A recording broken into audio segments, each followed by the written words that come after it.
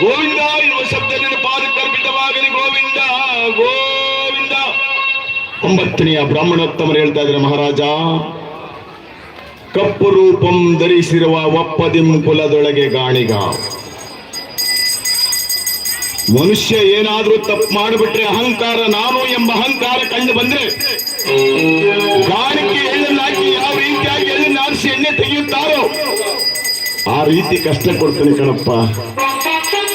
ಮಹಾರಾಜ, ಜನ್ಮ ಕೊಟ್ಟಂತ ತಂದೆ ಸೂರ್ಯದೇವನ್ನೇ ಬಿಡ್ಲಿಲ್ಲ, ಕುಷ್ಠರೋಗ ಕೊಟ್ಟ.